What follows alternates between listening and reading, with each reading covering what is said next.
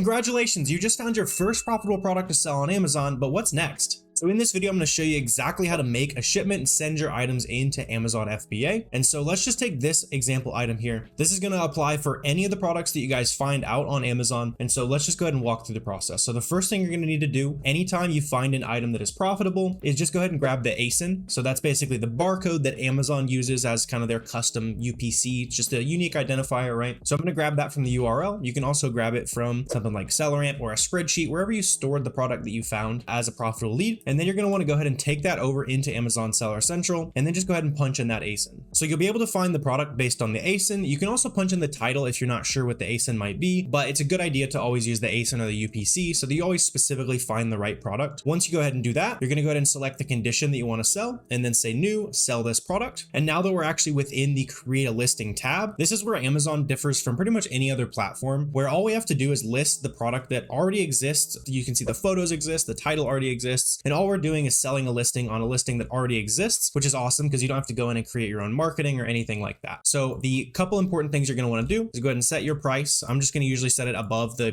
the current price. So I don't make any sales that are lower than they need to be. So in this case, I'll just do 30, 40, something reasonable. I'm going to go ahead and select my item condition. In this case, we'd be selling a new t-shirt. And then the next thing you're going to want to do, and this is where it might differ from what you might think, especially if you're selling multiple different types of items, go ahead and select, I will ship this item myself, and then make the quantity 0. So what this is going to do is it's going to create the listing. And then after the listing is created, we can go ahead and say that, hey, Amazon, I want to send these in to Amazon FBA so you guys can take care of all the legwork and shipping it out to customers. And so once we've gone ahead and actually created that listing, you can see that the Under Armour shirt right there already exists. It's going to be that product that is filled by merchant. And right now it's saying, hey, you have 0 of those in stock and we need to go ahead and send some of these in, right? So once you have this, go ahead and select the actual item with the checkbox. If you're selling multiple items, it's as simple as clicking the checkbox on any of the other items that you want to sell as well. So the process is easily repeatable. And then go ahead and go down to this drop-down menu, action selected, and then go ahead and say send or replenish inventory. So this is going to start walking you through the process of actually shipping this item into Amazon FBA. A lot of it's kind of self-explanatory, but the rest is a little bit difficult. The first time you make a shipment, it's going to feel pretty complicated. I won't lie. After that first shipment, it's going to be like, oh, that was easy. I got it now. So once we're actually in on this actual tab right here, go ahead and select the barcode as Amazon barcode. Don't use the manufacturer barcode. If you do use the manufacturer barcode, then that's going to commingle your inventory, which means that they're going to be mixing up your inventory with anyone else who's selling this exact product. And you don't know if they're taking good care of their products. You don't know if they're genuine products. They could be fake from China, something like that, right? And so you want to make sure that Amazon is shipping your inventory to your customers and not somebody else's inventory that might not be taken care of as well. So it's super important to not use manufacturer barcode. Go ahead and say print and apply Amazon barcodes myself. And then we're going to go ahead and press list as FBA and send to Amazon. So once you get to this screen here, it's going to tell you a little bit of information about the products. And this is where some of the early mistakes that you might make start coming up. So a couple important things to check here. It's going to be blurred out for you guys, but always make sure that the ship from address is the correct address that you're actually shipping from, because that's going to decide which fulfillment centers it goes to, as well as your shipping cost. And you don't want to be, lying about where you're shipping it from. You'd have to recreate the shipment technically. So make sure that that address is correct. I've had to redo some shipments there, so I don't want you guys to waste time. So the next thing you're going to want to do down here, go ahead and press individual units for your packing details. If you are shipping all of your items in what's called case packed, where every single box is the exact same and it all has the same product in it, you could do that in here as well. But we don't do a ton of that. If you're doing arbitrage, you probably won't do a ton of case packed shipments. And so once you go ahead and get to this next step, it's going to say prep information updated. And so this is just a quick little reminder of, hey, this type of item needs some special prep. So in this case, we do need to polybag this item. Makes sense as a t-shirt. So if it's rolling around at the Amazon fulfillment center, it's important to make sure that it's,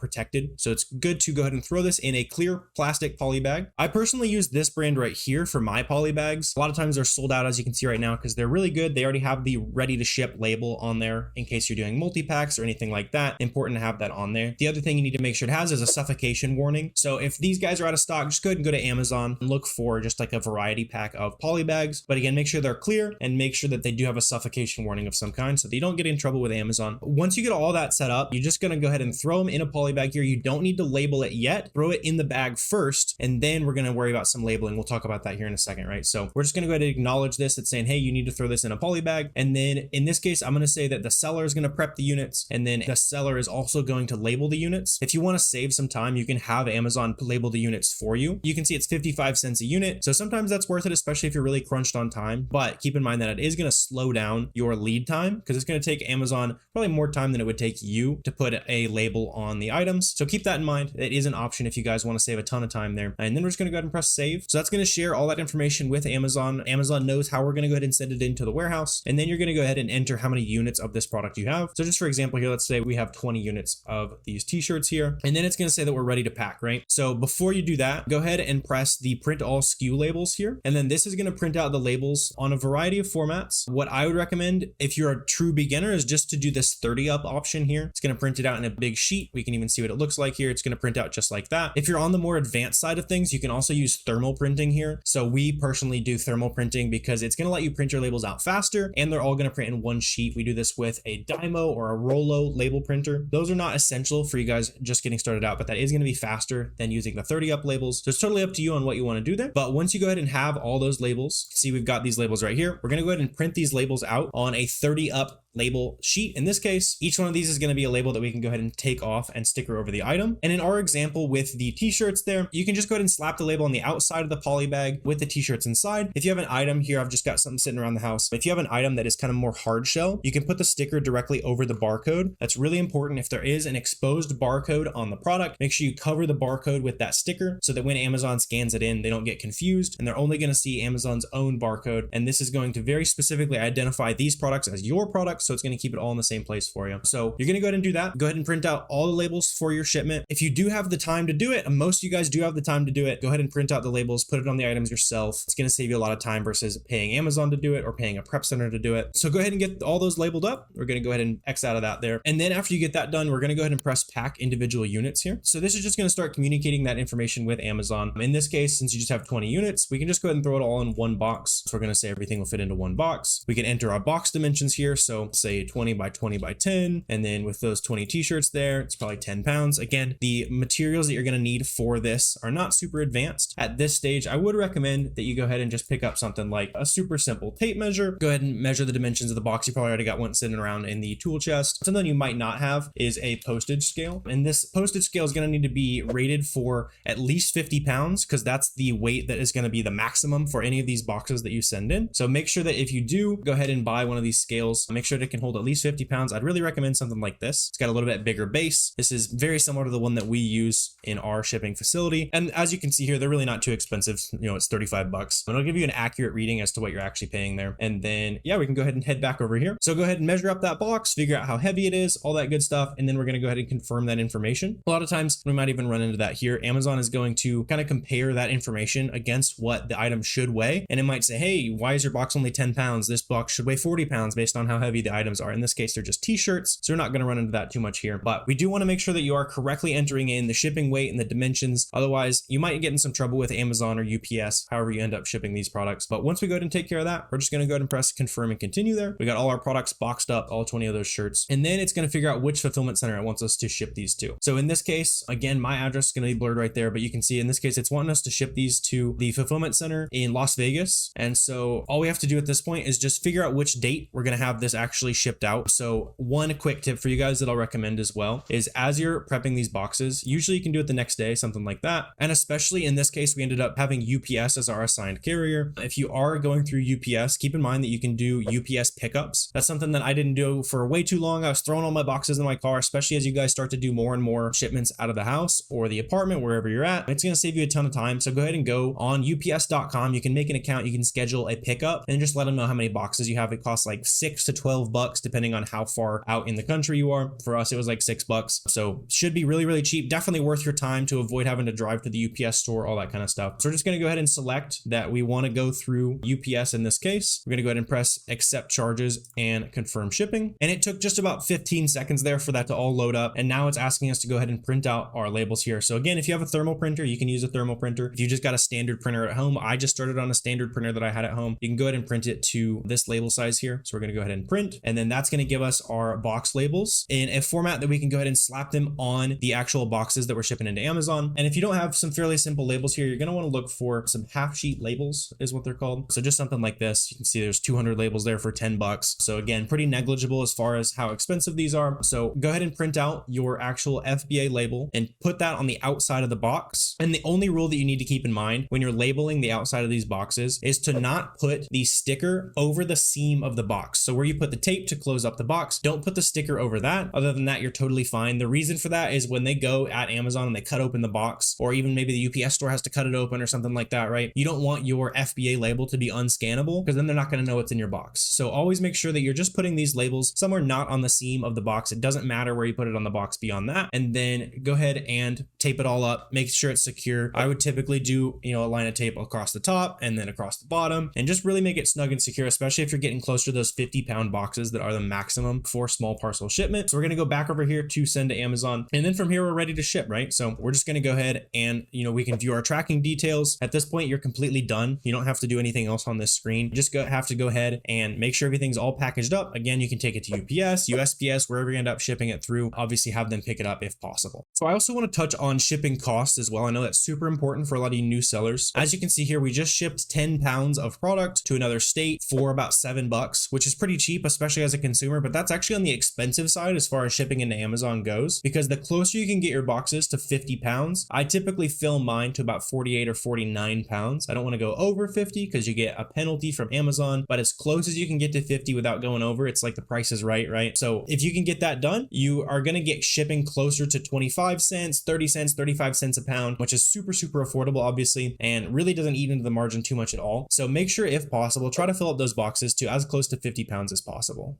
I also want to mention a couple mistakes I see a lot of people make that I want you to avoid. So the first mistake that's pretty common is not covering the MSRP. So especially if you're selling the product for way more than the MSRP, this is super common, especially with clothing products, like probably that Under Armour shirt, probably have a little tag on it that says, hey, the suggested price is 15 bucks or 20 bucks, but on the listing, we were hoping to sell it for 25 bucks or 30 bucks. And you'll have way more aggressive examples too, especially with shoes. It might say, hey, the suggested retail is 40 bucks. And then the Amazon customer buys it for 70, right? I think it's crazy. I wouldn't be buying shoes at these types of markups that Amazon customers are buying at, but it's important to make sure that you're covering the MSRP or taking the MSRP off so they don't get negative feedback. You don't want customers to have a sour taste, but at the end of the day, they are paying for convenience. So Amazon customers are aware that they're typically paying a premium, but you don't want to put it right on the box right in front of their face that, hey, I made money off of you. Like, just go ahead and take the MSRP off, and then that's going to avoid some returns and negative feedback. Another super common mistake that I see beginners make is not understanding how to package multi-packs. So a lot of your best items, a lot of the items that are super profitable are going to be packs of 2 or, bundles with other different types of items. So let's say you're bundling a shampoo with a conditioner. In this case, this item is just 2 of the exact same product. And so if you are going to send an item like this into Amazon, make sure that you bundle them together. So in this example, the 2-pack, let's say you bought 20 bottles of it. When you're telling Amazon how much you have, you're going to say that you have 10 units because you have 10 units of a 2-pack. You're not going to send in all 20 bottles by themselves. Amazon does not do the bundling or making the multi-packs for you. Super important that you guys take care of that yourself. So let's say you wanted to sell this exact product right here. You would want to make sure that you put the 2 bottles inside of a poly bag, seal it all up, and then put your SKU label on the outside of this bag. You don't need to label on the inside, but it is super important that you put both of those bottles inside the bag. Otherwise, customers are going to get it. They're only going to have 1 bottle and you're going to get some negative feedback because they were expecting twice as much product as they ended up getting. So make sure you keep that in mind. And as you're entering in the units that you send to Amazon, you're entering the amount of ASINs that you have, not the amount of bottles that you have or the amount of products that you have, right? So let's say this shampoo was a 10-pack, right? You've got 100 bottles of shampoo. That's going to be the same example, right? You're still going to say that you have 10 units in Amazon's eyes, and then you're going to box those up all together and in those 10 packs. And if you ever do end up making a bundle that's too big to fit inside of a poly bag, you're probably going to want to go ahead and put it in just like an unmarked brown box. And then you're probably going to want something like these. So these sold as set stickers. You can even see that people are already buying these. They're searching FBA at the end. There was that suggested search there. So if you are shipping something like that in, if you want to be extra safe as well, you can put these on the outside of even just this 2-pack that we were just looking at, that Revlon shampoo, right? Typically, I'll just put these on the boxes that I make. If I'm ever boxing up 10 bottles of shampoo, it's not all going to fit in one little bag. A bag will probably break open, something like that. We need to keep them safe. So I would put them in a box by themselves and then put the SKU label and the do not separate, sold as set stickers on the outside of that box that has the 10 units. And then when you have, let's say you have those boxes with the 10 bottles of shampoo, you're going to go ahead and put those boxes inside of the bigger box that then you can put, 5 units of it, send it into Amazon that way. Just keep in mind that if you are shipping in those, those 10 packs, you're probably going to want to put those inside of another box, or just let Amazon know that each one of the boxes that you're sending in is actually only 1 unit per box. So hopefully this video walked you through the complete process of making a shipment. Let me know down below if you guys have any more questions, comments, anything like that. If you guys want to get some more freebies, get plugged into the community, we do have a free Amazon seller Discord community of over 50,000 sellers. The search tab alone is an encyclopedia of Amazon knowledge. You can go and check that out. Start asking questions, start making other Amazon seller friends. That's also linked down below for you guys. Let me know if you guys did get value by hitting that subscribe button as well. But I really appreciate you guys watching this video, and I will see you next time.